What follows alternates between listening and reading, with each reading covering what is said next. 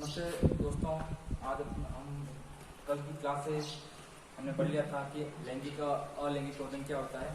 अब अगली बात करेंगे कि हम प्रवर्धन पढ़ रहे हैं तो प्रवर्धन की अलैंगिक चीज़ों के बारे में हम डिस्कस करेंगे।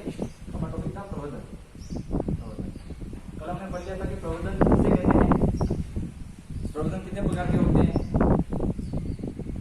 जो प्रवर्धन होते हैं, जो लैंगिक अलैंगिक प्रवर्धन उसमें अंतर क्या है। तो हमने इस विषय में पढ़ लिया था। तो देखिए अब हम डिस्कस करेंगे जो लैंगिक अलैंगिक प्रवर्धन था। हम अलैंगिक प्रवर्धन की बहुत सारी विधियां हैं जो हम इसमें डिस्कस करेंगे कि अलैंगिक कौन सी विधियां हैं जिसे हम परिवर्तन में अपना पाते हैं। तो देखिए लैंगिक प्रवर्धन तो की विधियां तो सिंपल है कि आप लैंगिक प्रवर्धन बीज के द्वारा ही आप नए पौधे का आप कर सकते हो। अगर बीज द्वारा ही नए पौधे की उत्पत्ति आप कर सकते हो। बाकी अलैंगिक विधि से आप बीज के अलावा वानस्पतिक भाग से अगर नए पौधे की उत्पत्ति कर रहे हो, इसमें बहुत सारी विधि है, हम एक एक करके उसका अध्ययन करेंगे। तो देखिए, तो अलैंगिक प्रवर्धन की फर्स्ट विधि है कलम, कटिंग।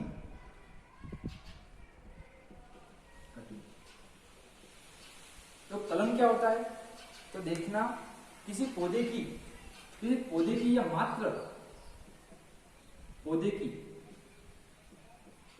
जड़ वाला भाग, तने वाला भाग,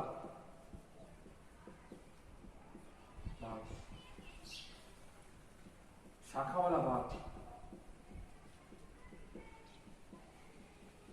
पत्ती वाला भाग। तो मात्र पौधे से जड़ वाला भाग, तने वाला भाग और शाखा और पत्ती वाला भाग से अगर हम कलम तैयार करते हैं तो उससे और एक नया पौधा उत्पन्न करते हैं, तो वो कौन सी विधि है, कलम विधि। तो देखिए कि अगर हम जड़ द्वारा किसी पौधे की या मात्र पौधे की जड़ लेकर एक नया पौधा उत्पन्न करते हैं तो उसको क्या कहेंगे, रूट कटिंग। क्या कहेंगे, रूट कटिंग। इसे कहते हैं जड़ कलम। क्या कहते हैं, जड़ कलम।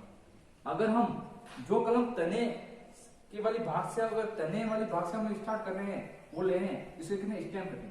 क्या कहेंगे, स्टेम कटिंग। स्टेम कटिंग को क्या कहते हैं, तना कलम। क्या कहेंगे, तना कलम। तो मात्र पौधे से अगर मैं जड़ ले रहा हूं और उससे कलम तैयार कर रहा हूं तो उसे जड़ कलम। अगर मात्र पौधे से अगर मैं तने का कोई भाग ले रहा हूं, उससे अगर कलम तैयार कर रहा हूं, उसे तना कलम कहेंगे। शाखा वाला भाग उसमें सेम आ जाएगा। इसमें क्या आएगा, इसमें शाखीय और काष्ठीय का ही हम अध्ययन करेंगे। अगला है पत्ती कलम। अगर मैं किसी लीफ कटिंग, क्या कहेंगे, लीफ कटिंग, पत्ती कलम।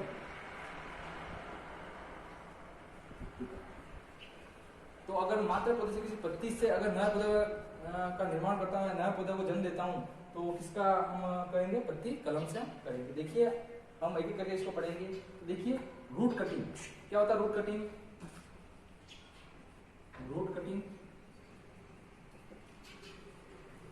तो देखिए जड़ कलम। ध्यान से देखना दोस्तों, रूट कटिंग जड़ वाले भाग की एक शाखा, जैसे कोई प्लांट है, उसकी अगर मैं जड़ लेता हूं और जड़ से कलम तैयार करके नए पौधे को अगर मिट्टी में प्रत्यारोपित करते हैं, नया पौधा उत्पन्न करते हैं, तो उसमें किसमें आएगा, रूट कटिंग में आएगा। देखिए अगर मैं किसी पौधे की जड़ लेता हूं तो जड़ की कितनी लंबाई लेनी चाहिए, 10 से 15 सेंटीमीटर। अगर किसी पौधे की जड़ का कोई टुकड़ा लेता हूं तो उस टुकड़े की लंबाई होनी चाहिए 10 से 15 सेंटीमीटर और उसकी मोटाई 0.5 से 1 सेंटीमीटर रखते हैं। तो देखिए रूट कटिंग में हम जड़ क्षेत्र वाला भाग ही उपयोग में लेंगे। तो देखिए जड़ क्षेत्र में क्या होता है कि भोजन का संग्रहण भी यहाँ होता है, और भोजन के संग्रहण से क्या होता है, अगर इस रूट कटिंग को, जिसे ये जड़ है, जड़ वाले भाग को मैं मृदा में प्रत्यारोपित करता हूँ, मृदा में लगाता हूँ, तो मृदा में लगाने पर इससे क्या होगा, यहाँ जो भोजन का संग्रहण होगा, जो भोजन संग्रहण होगा, यहाँ से क्या होगा, फूटान होगी और नए पौधे की उत्पत्ति होगी।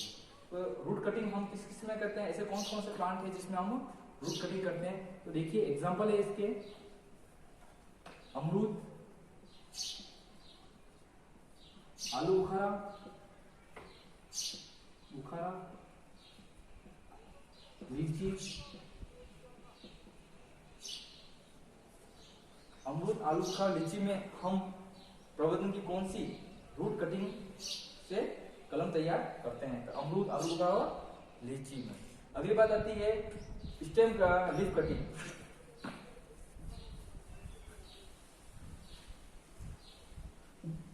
अगली बात आती है पत्ती कलम। देखिए पत्ती कलम क्या होता है? पत्ती के किसी भाग से अगर नया पौधा उत्पन्न होता है तो उसे कहते हैं पत्ती कलम। अगर पत्ती की हम कलम कैसे तैयार कर सकते हैं? तो एक सोचने का विषय है। देखना, आप कौन सी पत्ती देखी होगी, बिल्कुल पतली होगी, वो आकार में क्या होगी, बिल्कुल पतली होगी। तो देखना उससे कभी भी कलम तैयार हम नहीं कर सकते।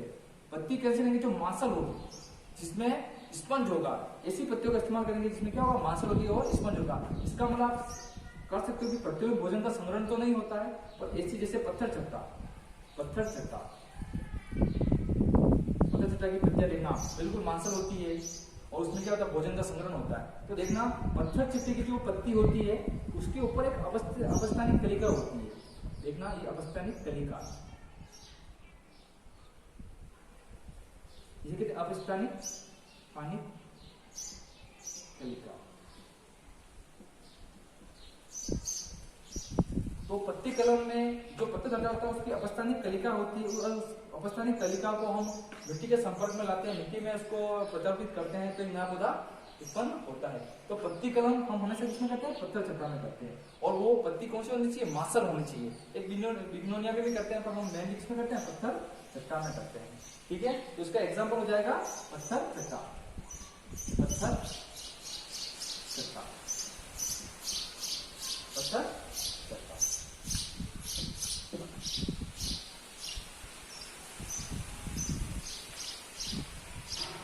अब बात आती है स्टेम कटिंग। स्टेम कटिंग, तो देखिए स्टेम कटिंग, तना कलम।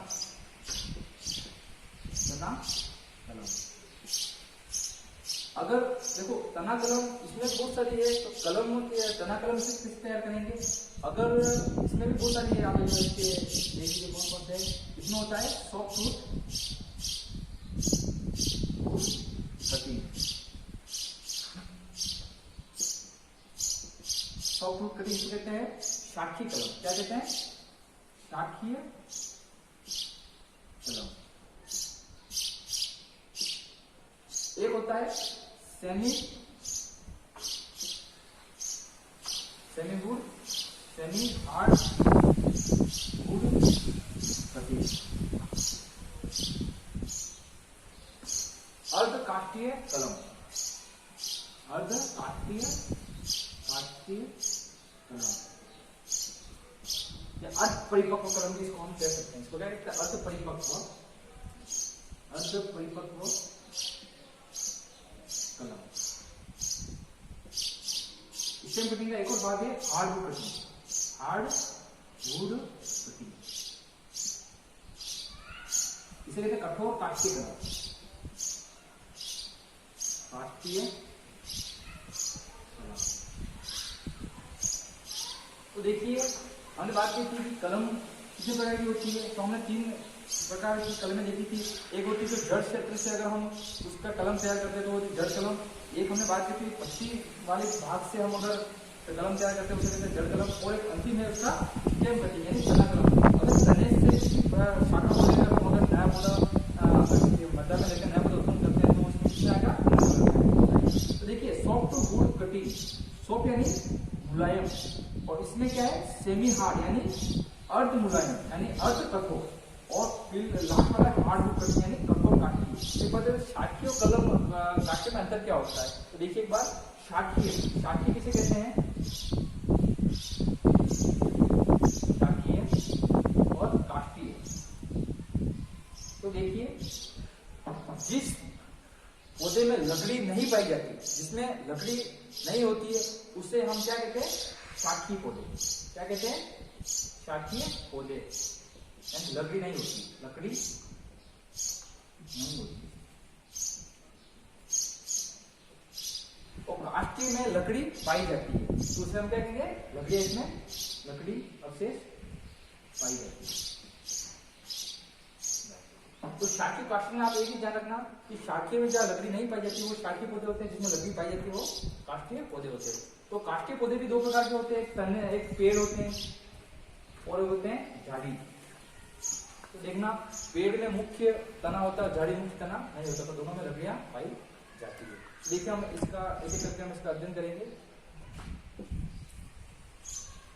देखना सबसे ज्यादा हम सॉफ्ट कटिंग का अध्ययन करेंगे।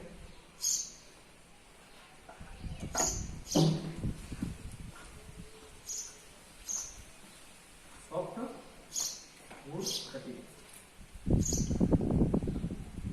कहते हैं शाखीय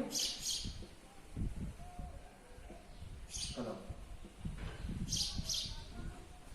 और शाखीय कलम कैसे तैयार करते हैं तो देखना, अगर आप कोई भी शाखीय पौधे से अगर कोई कलम तैयार कर रहे हो तो सर्वप्रथम क्या करना है उसका, जैसे आपने शाखीय पौधा है, जैसे शाखीय पौधे से आपने कोई कलम तैयार कर ली, यहाँ से आपने कलम काट ली, तो कलम काटने के बाद आपको क्या करना है, इसके ऊपर जो पत्तियां है, जैसे ये आपने यहाँ से आगे ये जो कलम आपने यहाँ से काट ली, तो उसकी एक साइज होनी चाहिए 10 से 15 सेंटीमीटर। इसकी लंबाई कितनी हो जाएगी 10 से 15 सेंटीमीटर।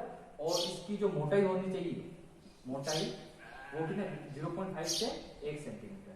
तो आप कोई भी कलम तैयार कर रहे हो तो उस कलम की लंबाई 10 से 15 सेंटीमीटर और उसकी मोटाई होनी चाहिए 0.5 से 1 सेंटीमीटर। तो आपने कलम तैयार कर ली, उसके ऊपर जो पत्तियां होती है, जो पत्तियां है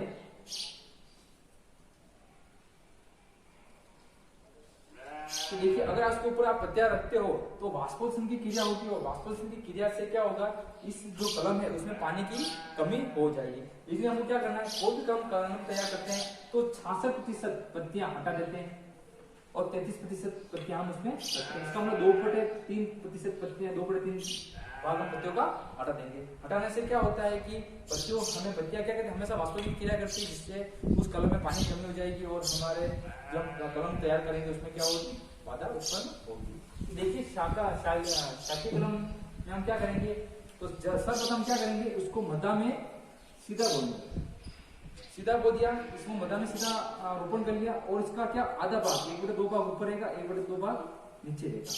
और इसमें कितने प्रतिशत पत्तियां रहेगी, यानी 33% नहीं, 2/3 भाग पत्तियां हटानी है, पत्तियां हटा दो।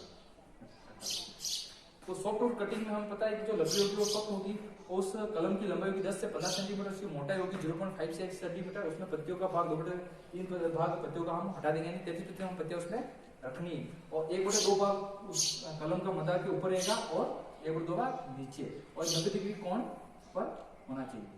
ठीक है, एक और बात आप ध्यान रखना कि सॉफ्टवुड कटिंग जब आप कलम तैयार कर रहे हो, उस कलम को हमेशा आईबीए से उपचारित करना चाहिए,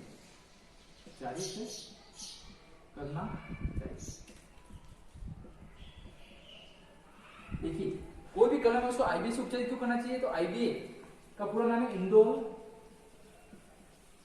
ब्यूटारिक एसिड। इसका पूरा नाम क्या है, इंडोल ब्यूटारिक एसिड। इसको मार्केट में सेडेक्स कहते हैं, सेडेक्स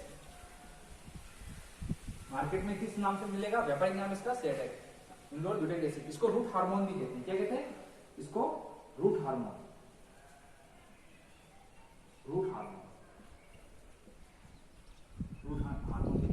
तो क्या करता है कि जो हम कलम तैयार करते हैं उस कलम को क्या करना है, इसका 100 से 500 ppm का घोल बनाना है, और घोल बनाकर इस कलम को रात भर उसके अंदर रख दो, रात भर जिससे क्या होगा, वो हार्मोन क्या करेगा, ये रूट हार्मोन है। जब भी आप इसमें 100 से 500 ppm इंडोल ब्यूटारिक एसिड का घोल बनाएंगे, इस कलम को अंदर रखोगे और आप जब इसको मध्य में प्रत्यारोपित करोगे तो जो उसकी जड़ तंत्र है कम समय में विकसित हो जाएगा, तो हमको फायदा इसमें होगा, कम समय में कलम तैयार हो जाएगी। तो सॉफ्टवुड कटिंग हम किसमें करते हैं, देखिए एक हम गुलदाउदी, जिरेनियम, अमरूद, इन प्लांट में हम क्या करते हैं, सॉफ्टवुड कटिंग करते हैं। ठीक है, ध्यान रखिए गुलदाउदी, जिसमें अमरूद, इनमें हम किसमें सॉफ्टवुड कटिंग का इस्तेमाल हम करते हैं। तो इसके एग्जाम्पल ये हो जाएंगे। तो प्रश्न है, तो सॉफ्टवुड कटिंग के एग्जाम्पल कौन कौन से फल में हम यूज करते हैं? तो देखना गुलदाउदी, जिरेनियम और अमरूद में इसका हम उपयोग करते हैं। आगे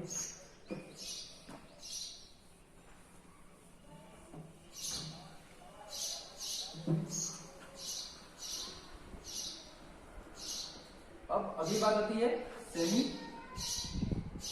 hard wood cutting. Semi hard wood cutting यानी अर्ध कठोर, इसका मतलब अर्ध काष्ठीय कलम। अर्ध काष्ठीय कलम, इसको अर्ध परिपक्व भी कहते हैं। अर्ध परिपक्व कलम, अर्ध परिपक्व कलम कहते हैं। तो देखना, अब देखिए हार्ड, अब तो हम साक्षी भाग की तो ले नहीं सकते हैं, हम पेड़ से लेनी पड़ेगी।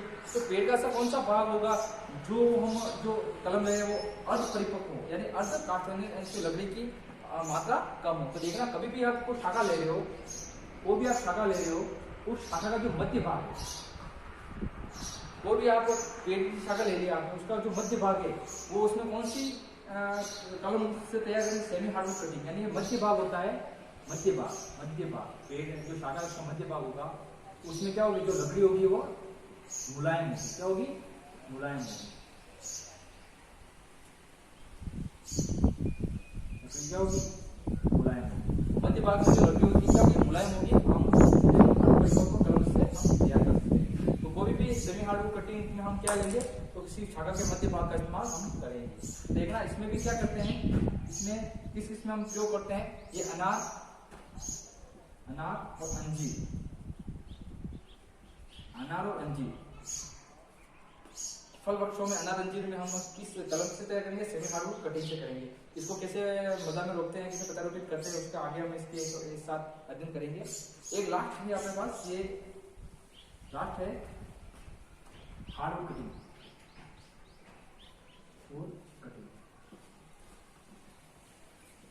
अंतिम में हार्डवुड कटिंग, कठोर काष्ठीय कलम, कठोर काष्ठीय कलम। ये कठोर काष्ठीय कलम क्या होता है? यानी जो पूर्णतः उसमें ऐसी कलम जिसमें पूर्णतः लकड़ी पाई जाती है। जैसे कोई शाखा है, उसके जो अंतिम छोर है, जो पेड़ का जो अंतिम छोर है, ये जैसे ये तो मुलायम हो गया, ये तो शाखी भाग हो गया, ये शाखी भाग हो गया। इसमें मध्य भाग हो जिसमें अर्ध परिपक्व पाई जाती है, और कठोर शाखा पेड़ के जस्ट पास में पाई जाएगी। तो हमको कौन सा लेना है? जो शाखा, जो तने के मुख्य जो शाखा, उसका प्रथम जो है भाग, उसको हम इससे कलम तैयार कर सकते हैं। तो हार्डवुड कटिंग में क्या करना है, वो भी इसमें आप एक थोड़ा सा अंतर रखना। जो आप जो शाखा ले रहे हो, जो कलम ले रहे हो, उस कलम की लंबाई कितनी? 20 से 25 सेंटीमीटर होनी चाहिए। कितनी होनी चाहिए? उस कलम की लंबाई कितनी होनी चाहिए? 20 से 25 सेंटीमीटर उस कलम की लंबाई होनी चाहिए। और कलम की मोटाई फिक्स लेगी 0.5 से 1 सेंटीमीटर, 0.5 से 1 सेंटीमीटर उसकी फिक्स रहेगी। तो हार्डवुड कटिंग में जो कठोर जो कलम ले रहे हैं, उसकी लंबाई कितनी? 20 से 25 सेंटीमीटर। और सेमी हार्डवुड कटिंग में भी कलम की लंबाई क्या होगी? 20 से 25 सेंटीमीटर, मोटाई 0.5 से 1 सेंटीमीटर की। तो देखना, इसमें क्या करते हैं, कोई भी हार्डवुड कटिंग कलम में कम से कम 5 कलिकाएं होनी चाहिए। 5 कलिकाएं होनी चाहिए।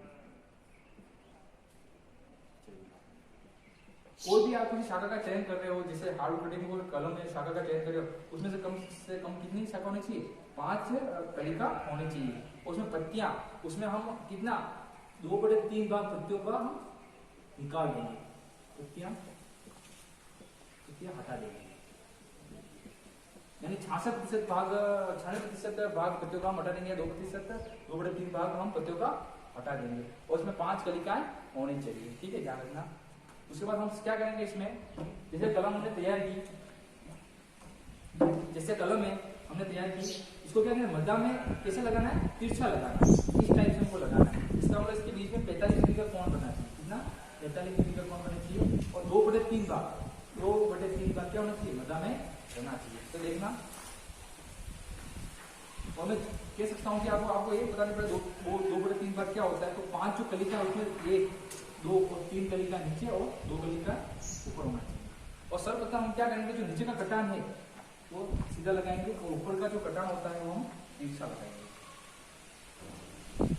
इसमें कलम से तैयार करने के लिए ऊपर का कटान हम तिरछा क्यों लगाते हैं कि कोई पानी हो, कोई कीट हो ना लग सके, पानी यहाँ इकट्ठा ना हो सके।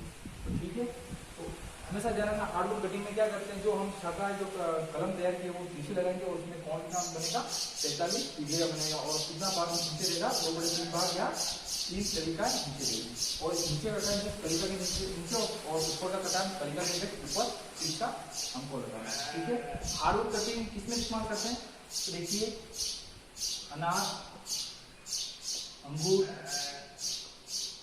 गुलाब, इनमें हम क्या हार्डवुड कटिंग इस्तेमाल करते हैं। तो देखिए आज हमने एक विधि पढ़ी है कलम कटिंग कैसे तैयार करते हैं। अलग प्रयोग की प्रथम विधि है कलम कटिंग, उसमें हम प्रथम बात की हमने सॉफ्टवुड ड्राफ्टिंग या शाखी कलम, उसके बाद हमने बात की सेमी हार्डवुड कटिंग की और हमने बात की हार्डवुड कटिंग की। तो ये जो मैंने बताया है अभी आपको, जो ये डेटा के नीचे डालना, ये सेमी और हार्डवुड कटिंग दोनों की कंबाइन मेथड। ठीक है।